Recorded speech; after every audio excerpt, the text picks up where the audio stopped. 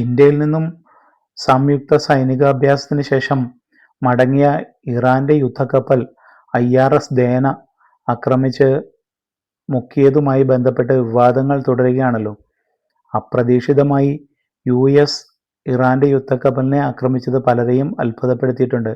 ഇക്കാര്യത്തിൽ ഇതുവരെ ആരും പറയാത്ത ഒന്ന് രണ്ട് കാര്യങ്ങളുണ്ട്. പൊടുന്നനെ നടന്ന ഈ കപ്പൽ മുക്കൽ USന്റെ പ്രതികാരമായാണ് നമുക്ക് കാണാൻ കഴിയുക. ഇറാനെ ആക്രമിക്കാനായി വന്ന അമേരിക്കയുടെ അഭിമാനമായ വിമാനവാഹിനി കപ്പൽ USS ഇബ്രഹാം ലിങ്കണെ ഇറാൻ ആക്രമിച്ചത് മാർച്ച് 3-നാണ്.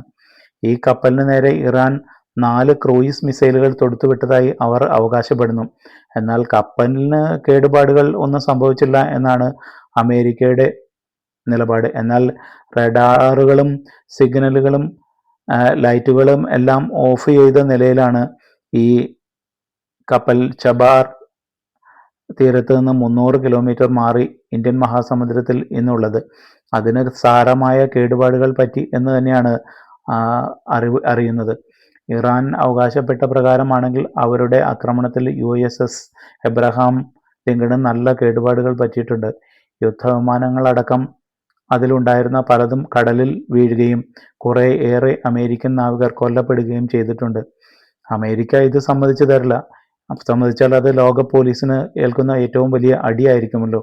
ഇറാന്റെ ആക്രമണ ശ്രമം തങ്ങൾ പരാജയപ്പെടുത്തിയ എന്നാണ് അവർ പറയുന്നത്. പക്ഷേ പിന്നെ എന്തിന് കപ്പലിന്റെ ലൊക്കേഷൻ കണ്ടുപിടിക്കാനാവാത്ത വിധം സ്ഥലം മാറ്റി ഇപ്പോൾ കിടക്കുന്നു എന്ന ചോദ്യം തന്നെ ഇതിനുള്ള ഉത്തരം നമുക്ക് നൽകുന്നുണ്ട്. തുടർന്ന് 48 മണിക്കൂറിനുള്ളിലാണ് ഇറാന്റെ യുദ്ധക്കപ്പൽ IRS ദേനയെ US മുങ്ങിക്കപ്പൽ ആക്രമിച്ചത് എന്നോർക്കുക. ഏതായാലും അന്താരാഷ്ട്ര കപ്പൽ ചാലുകളിൽ കിടക്കുന്ന കപ്പലുകൾ ഇന്ത്യയിൽ നിന്ന് പോയതാണ് എന്ന് വെച്ച് ഇതിലൊന്നും ഇന്ത്യ ഭാഗമല്ല എന്ന് തന്നെ നമുക്ക് മനസ്സിലാക്കേണ്ടി വരും. ഇന്ത്യക്ക് ഇതിൻ്റെ അമേരിക്കൻ മുങ്ങിക്കപ്പലിൻ്റെ സ്ഥാനം മനസ്സിലായാൽ പോലും നമുക്ക് ഒന്നും ചെയ്യാനും ഇല്ല. മുങ്ങിക്കപ്പലുകൾക്ക് ഇപ്പോൾ രാജ്യാന്തര അതിർത്തിയോ അല്ലെങ്കിൽ അങ്ങനെ ഒന്നുമില്ല. ചിലപ്പോൾ ഇന്ത്യൻ മുങ്ങിക്കപ്പലുകൾ ഒരുപക്ഷെ അമേരിക്കൻ അതിർത്തിയിലോ അന്താരാഷ്ട്ര അതിർത്തികളിലോ പലയിടത്തായി കാണും.